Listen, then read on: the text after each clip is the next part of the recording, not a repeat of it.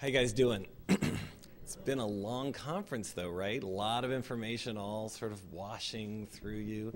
I don't know if anybody has said this, but I've had a chance to talk to a number of different people, and you should know that we're sort of shooting for the middle of the room, that the clinicians come up and they say, you know, you don't give enough detail, and then the patients and caregivers come up and say, you know, it's way complicated. So we're sort of trying to shoot for the middle, but please, stop me, and I think I can get done in 25 minutes, but please stop me if I say something that doesn't make sense.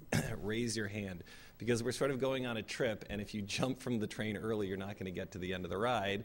And the end of the ride is trying to show you how the work that I've been doing in Doug Kerr's lab has begun to shed light not only on sort of coincidentally the bad players in transverse myelitis that has now led us to have a new way of thinking about developing treatments, but has also led us to a new way of thinking about the biology of depression, which has implications, depression and cognitive impairment, which has implications for a number of different conditions. So everybody with me, because the train is now pulling out of the station. So this is a quote from Hamlet: "Though this be madness, yet there is method in it." Again, yesterday I talked to you about depression and transverse myelitis and multiple sclerosis from the clinical side. And what's really dramatic is that there's a 50% rate of depression following the diagnosis of transverse myelitis or depression. And the question would be, that's more than just random. This is 50%, 1 in 2 people. That's dramatic. There are very few symptoms that 1 in 2 people get, for instance, with multiple sclerosis, because it affects so many different parts of the body. So the question is, what is it that's related to the depression, and is there some cause that will help us understand depression in general? Let me give you the background for this work, which is this. This is the report card that the Department of Health and Human Services gave the medical practice in the United States for the past 50 years. And as you can see here, we've done quite well. This is a log scale, so we've done quite well. 60% reduction in death due to heart disease since 1950. We've had a 40% reduction in death due to cancer. Remember, we've invested billions of dollars in these conditions. Unintentional injuries, again, gone down. HIV, with the production of highly active antiretroviral treatment, gone down dramatically. This is the problem. Suicide, which is the lethal outcome of depression, has not only not gone down, it's gone up since the 1950s. And that's really a problem, obviously, and the question is, why are we lagging so far behind in taking seriously the issue of depression and the ultimate suicide? And again, sort of the thing that always amazes me is a lot of this relates to stigma, and if you think about it just for 1 minute, talking about HIV, I mean, I think if we sort of all sat down, we could collectively name a number of people: Magic Johnson, Arthur Ashe, Rock Hudson, a number of people who we know have HIV and have been very public about it. And I've had a chance to hear Magic Johnson talk. Oh, thank you very much. Oh, see, now this is taking care of me. Thank you so much, Julianne. You get extra credit for taking care of me while I'm up here.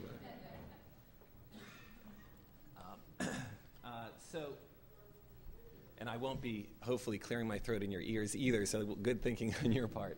So, but again, when you think about depression, I'm hard-pressed to name, there's the Kennedy, who recently came out about his bouts of depression, and then you see Brooke Shields got trounced on by Tom Cruise for doing so, and the whole Scientology establishment sort of went after her. But I think it's just making the point that in some ways, there's less stigma about having HIV, which is just shocking to me. But I think you can make an argument sometimes less stigma about HIV than about depression, which is just shocking. So that clearly has played a role.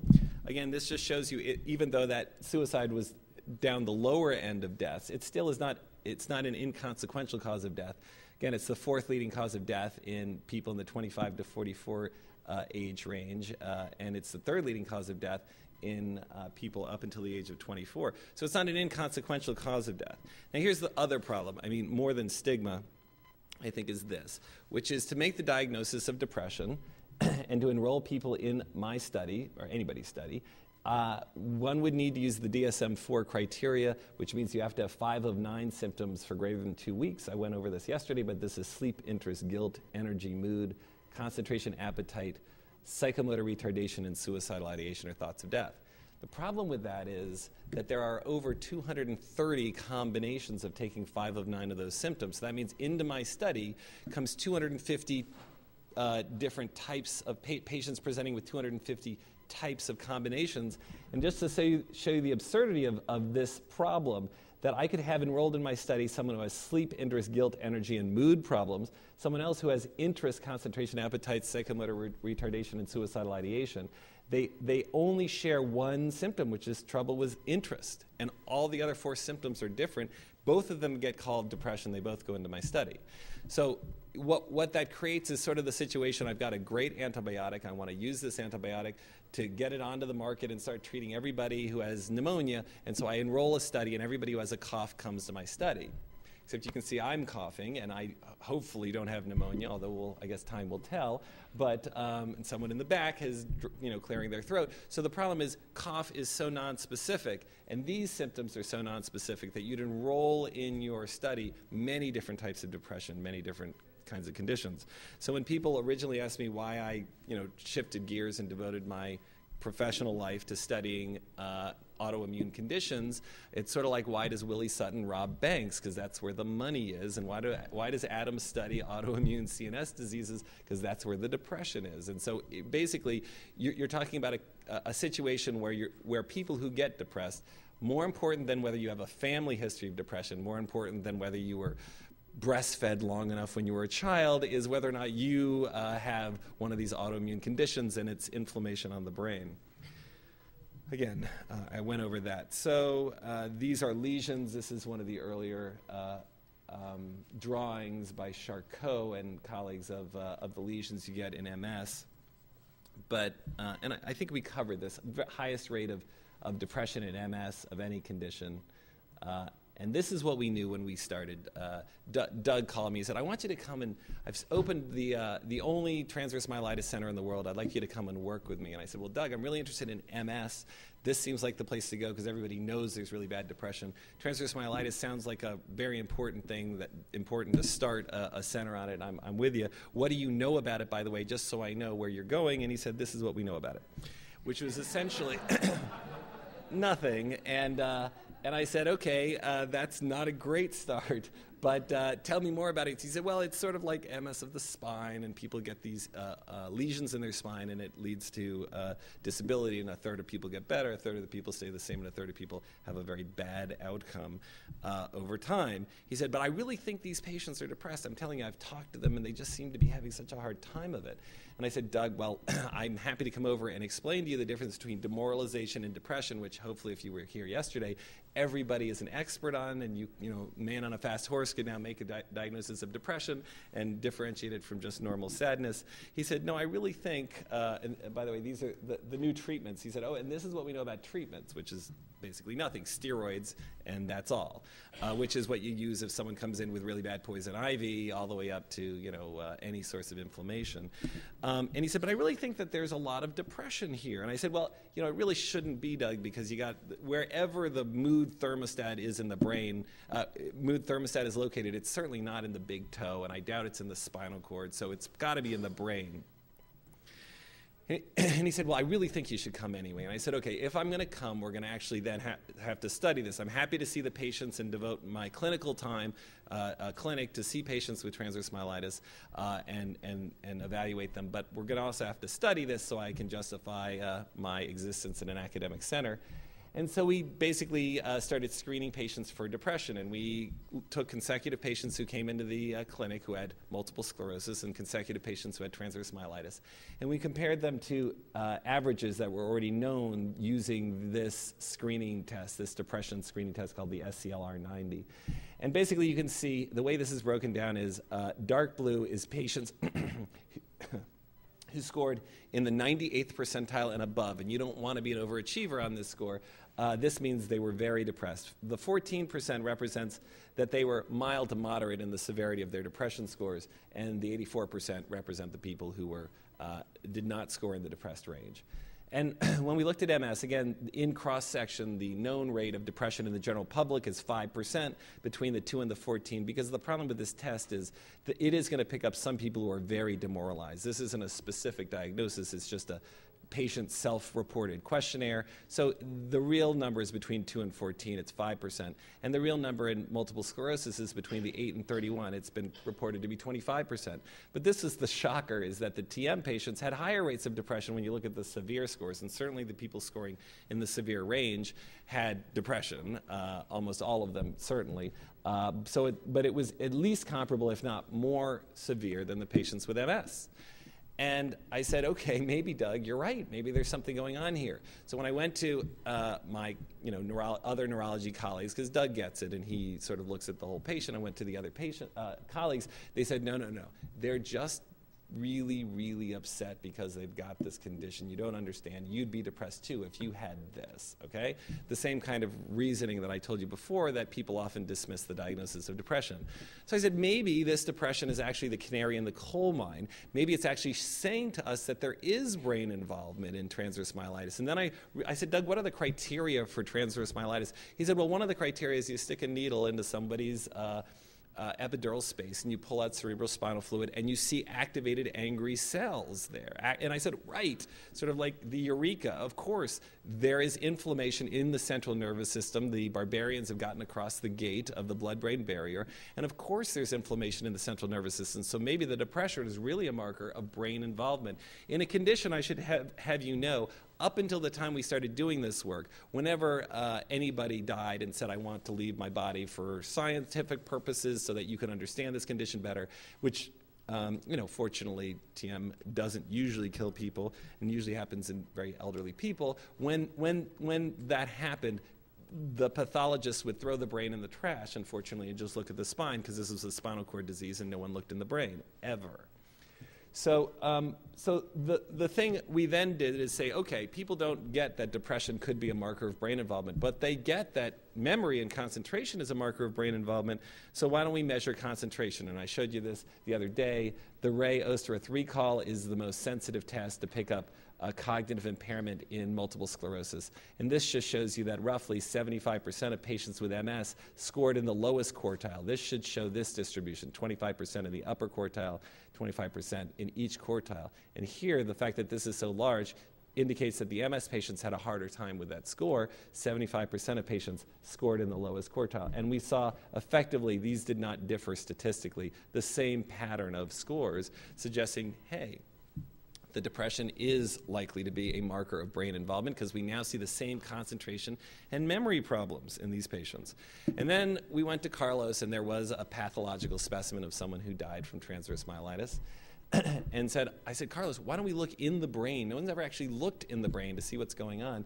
And he came back and he said, you know what? There's inflammation in the brain. So this is a section through the brain now, not the spinal cord. And what you see here, this is in the parietal cortex, a region that ends up controlling sensory signals and the like. But the important part is that this should just be lots of red blood cells. These are red blood cells all clustered in a capillary, a little teeny blood vessel coursing through the brain. And this should just have one layer thick of, see, that's a little nucleus of an endothelial cell.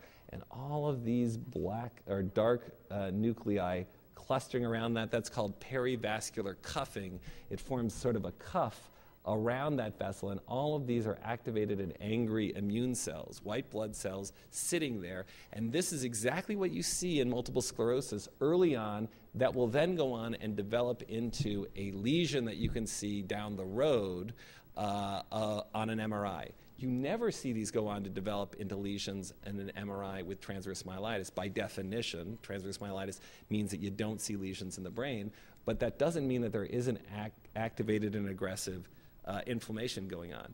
And this is interesting to us because this is like the joke, drunk man searching under a street lamp for a set of keys. A passerby offers to help. Together they search in vain. Finally, the passerby asks where the keys fell. The man points to the other side of the street. Why are you looking when you dropped them over there? He said, the light's much better here.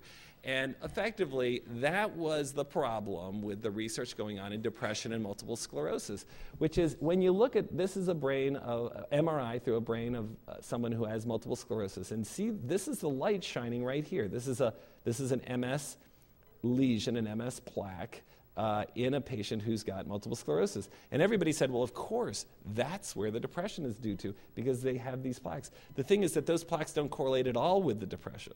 The number of plaques don't. The locations of the plaques show a poor correlation, some, but very poor correlation. And so what we now think is that transverse myelitis is actually a much better model to study this, because you don't have the confusion of having these things to distract you, but they have the same depression and the same cognitive impairment without any of the plaques, suggesting that there is something going on that's actually responsible for it. And what Doug and I sort of reasoned was here, for any of you who, and probably many of you have, had a lumbar puncture. Here's the needle being inserted at the L4, L5, between the L4 and L5 vertebrae, and some cerebrospinal fluid is being pulled off. And the interesting thing is that the lesion could be up here in the neck, and you'll still pull off cells way down here. And those elevated white blood cells will be a marker of the immune activation going on, the fact that the immune system has already gotten across the blood-brain barrier and is causing trouble. Well, we reason that if you have a lesion up here in your cervical spine and you still pull cells off here, then why can't the cells also go up or release something, release things that would diffuse potentially into the brain? So then we said, okay, let's look and see what diffuses in the immune system. And a number of things diffuse in the immune system, but one of the critical things that diffuse in the immune system is cytokines. And cytokines are chemical messengers that one white blood cell uses to communicate with another white blood cell. And by the way, I don't know whether you guys have noticed, but you're now in Biology 101, and this is what I need to do is sort of bring you up to speed on biology. If I lose you, please stop me, because I believe, and with respect to your health as well as respect to the science, if you really do a good or a decent job, it should be understandable in the broad strokes, okay? So stop me if you jump off the train, you're going to have a hard time getting on back later. But basically, this is the CD4 general of the immune system. It is what gets taken out by HIV, and when it goes, the whole immune system collapses and you get AIDS, and it's the general. And if the general says, fire, nobody hears it and nothing happens. So instead, it releases all of these chemical messengers. It sounds the bugle, and the bugle is what recruits all the other immune cells to go and start coming in and doing their job. And the first signaling messengers, cytokines basically is the name. Neurotransmitters are what allow two neurons to communicate with one another. Serotonin is an example of a neurotransmitter. Cytokines are what allow two white blood cells to communicate. It actually is different from neurotransmitters in that it diffuses through the body to call in the other help, the backup and the reserves. And amongst the cytokines that have already been implicated in autoimmune diseases, TNF-alpha, IL-1, and IL-6 have already been shown, this is a review from the New England Journal, to play a key role in arthritis. So this is looking at a joint, and that these are produced in response to this general getting very upset and recognizing the joint as foreign, and it releases these messengers that then cause these other cells to produce very early these pro-inflammatory cytokines, IL-6 being one of the three early releases. And the reason why this was interesting immediately to me is because is that IL-6 is very interesting. Number one, catecholamines stimulate the production of IL-6. So that means stress plays into this system. Catecholamines are the fight and flight, norepinephrine and epinephrine, okay? So that means stress, which releases catecholamines, increases IL-6. IL-6 also stimulates the production of corticosteroids, glucocorticoids, solumedrol, prednisone. Those are our versions of what the body thought of first, and it produces these endogenous steroids. And again, depression was already known to involve elevated levels of corticosteroids, of these steroids in the brain. So in patients who are depressed, you can actually measure that they have elevated levels of cortisol in their bloodstream through a test called the dexamethasone suppression test, which isn't really relevant how we do it, but you can measure that, and 80% of people who are depressed have elevated cortisol levels. So it was interesting because IL-6 was playing a key role here between stress and this cortisol, which is the stress hormone, and we knew that. Also, we knew that if you give these cytokines, including IL-6, to animals, they get what's called sickness behavior, because no one wants to say that the rat's depressed, because you can't really look at him and say, how are you doing today? So instead, they call it the sickness behavior, but sickness behavior is where they lie there. They're not very interested in doing anything. You put another rat into the cage, they don't want to go over and sniff or smell. They're not social. If you give them, something to press a lever to get saccharin, which rats love saccharin for some reason. That's how these experiments are done. It's very sweet. So they'll go over and press a lever to get that saccharin, and they count how many times the lever was pressed. These rats could care less. They're not interested in feeling good. They're not interested in doing that stuff. They get up and they move around and they'll go feed and stuff like that when they're hungry, but they have lack of social interest in other rats. They don't want to. A male rat's not going to be very excited when a female rat comes in, vice versa, as the normal rats will do. So they sort of have this set of symptoms that look a little bit like depression you'd imagine would look like in a rat. And if you give cytokines to humans, they get depressed. And some of the early studies actually of cancer involved giving people these cytokines to try to treat their cancers, and lo and behold, they got depressed. Now, we still do this to people sometimes. So one example is if you have hepatitis C, you will get interferon alpha, which then goes on to produce these other cytokines, IL-6 being one of them.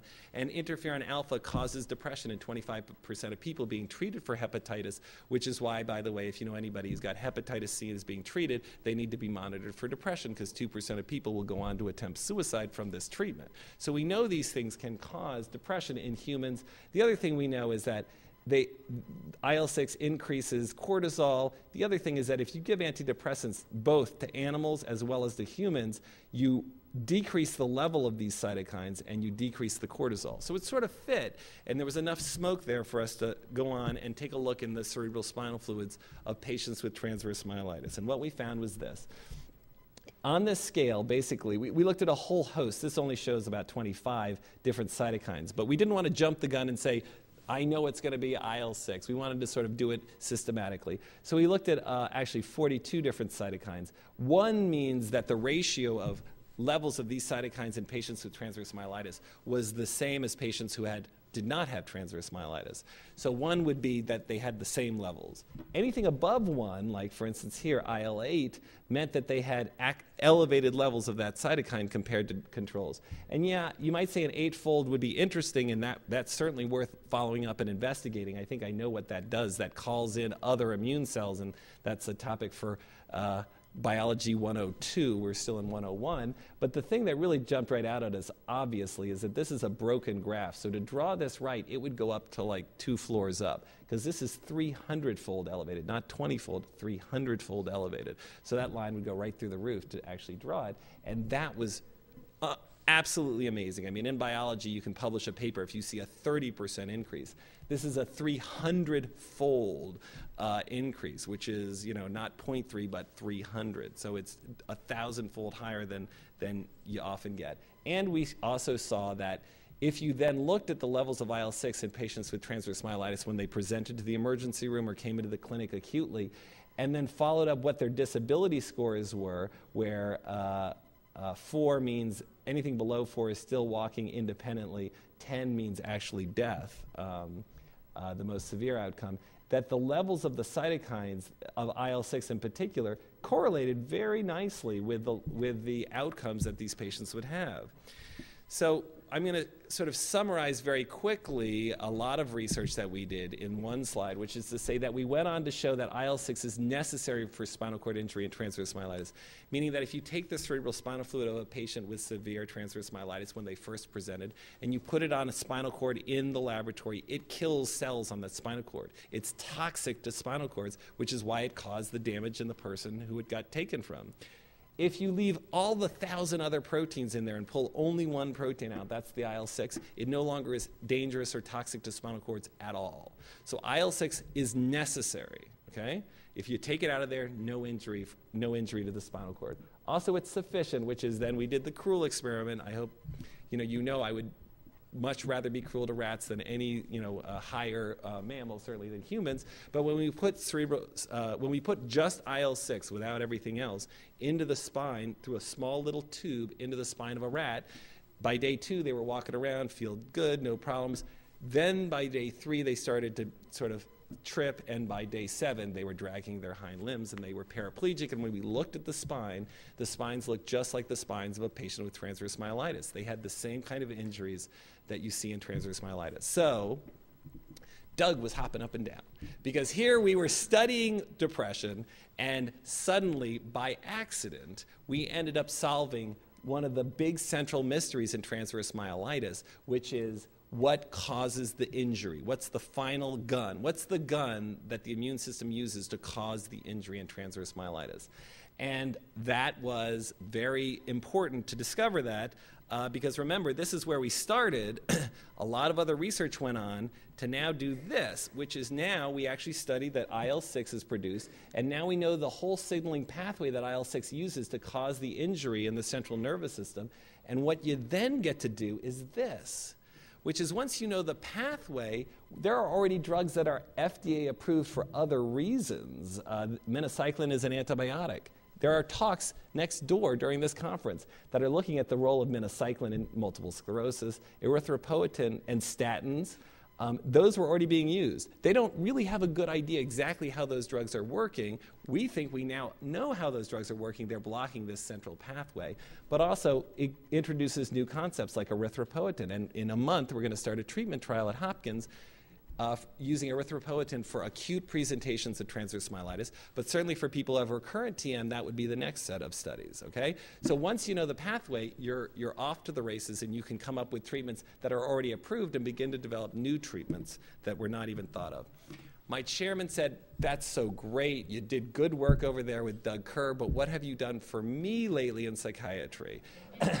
and I said, oh right, psychiatry, I forgot. So we went back, and the question was, how do we get back to that issue of depression?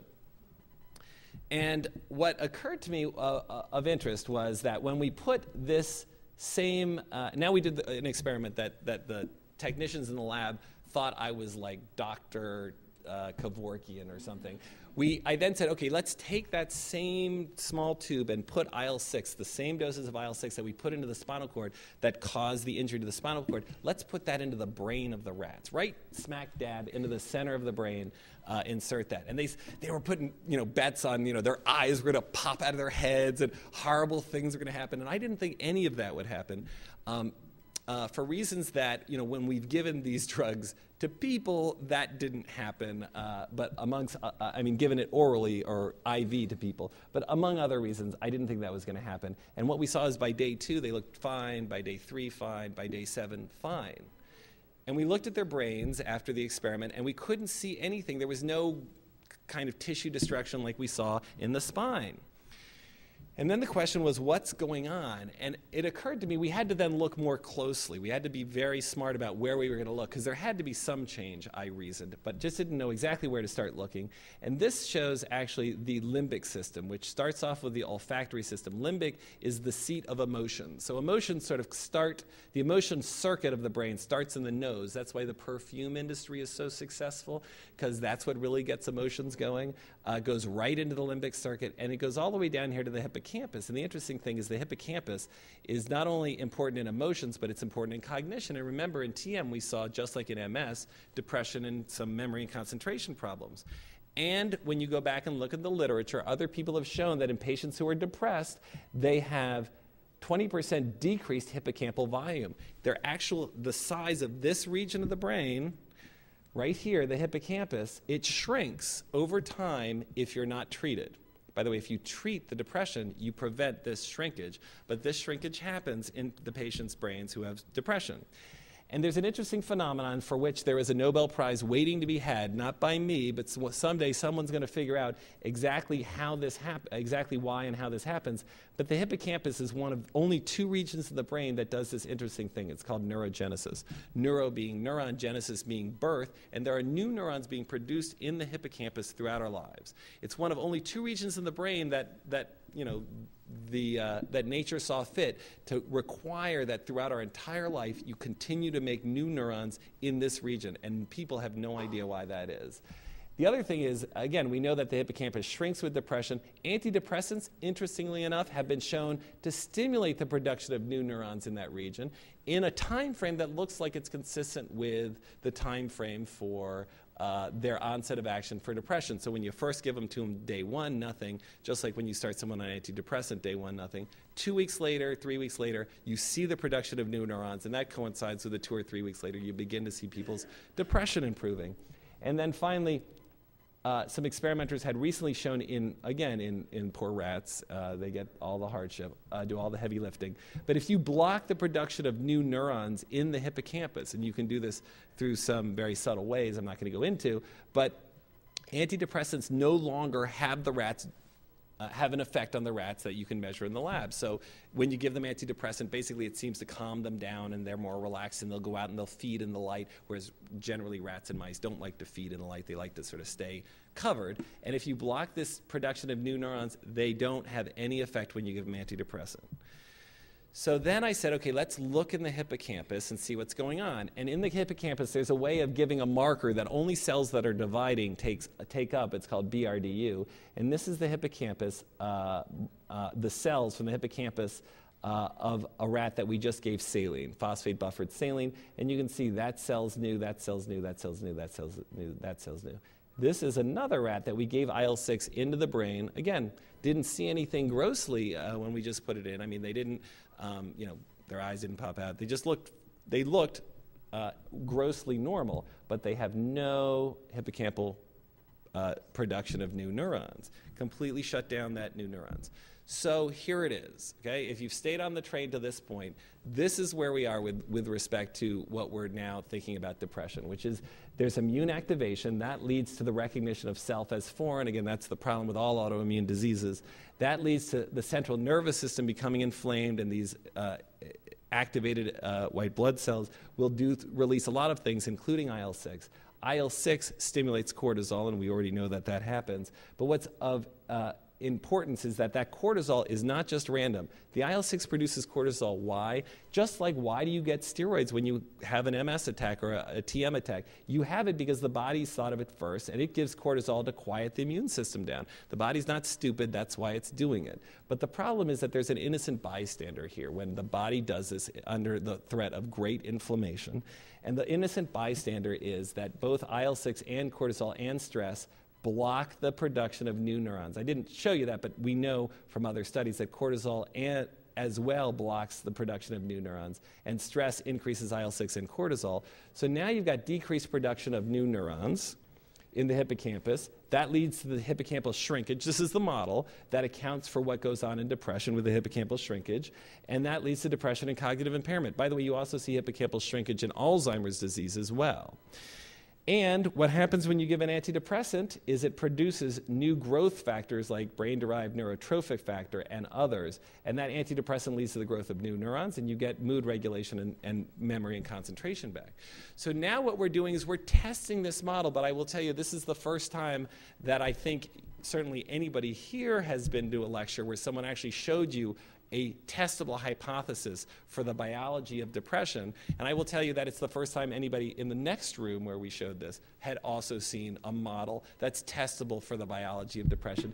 And again, if this is true, this leads us to a whole new set of investigations, again, to try to intervene at these various places to block this, to increase this through other means than just the antidepressants we have, maybe growth factors and the like.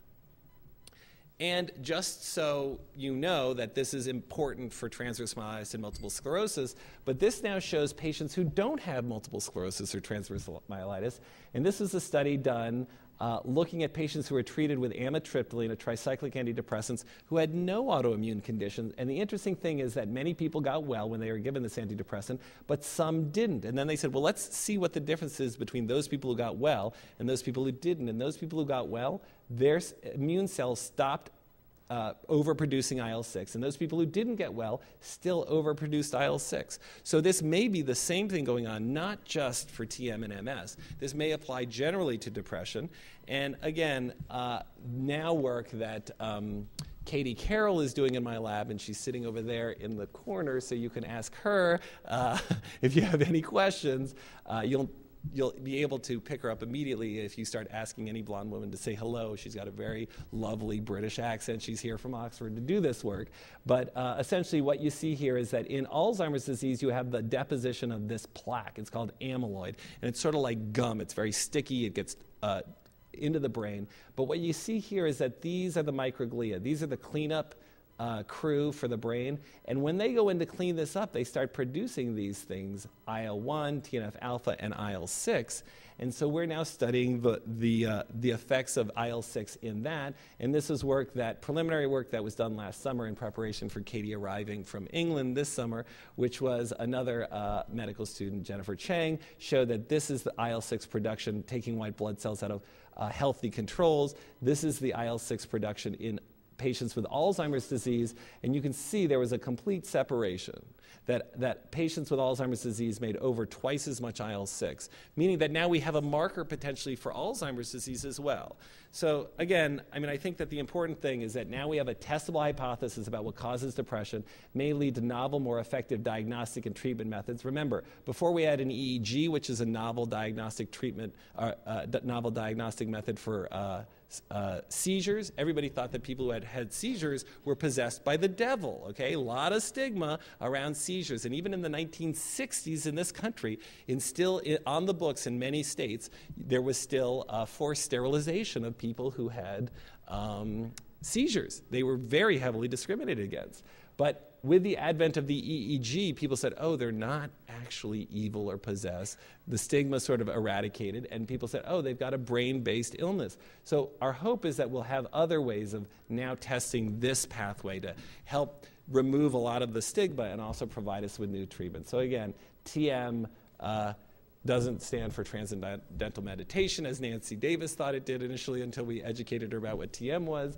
But that's common. I'm sure you get this all the time, Sandy, and many people here get it. But we think it's transforming medicine because this work has now led us to have a new way of thinking about depression and concentration and cognitive impairment problems that hopefully will then go on to allow us to improve the care of patients throughout all of medicine. These are all the people that have been involved. And finally, the other great thing for me that has come from the collaboration has been that our daughters, this is when we began this work together, and they've become princesses, which you know. This is Cleopatra, and this is who is this? The Indian princess. This is Pocahontas. And so they've now become princesses, and they're still hanging tough after all these years. So that's everything I want to say. Thanks very much.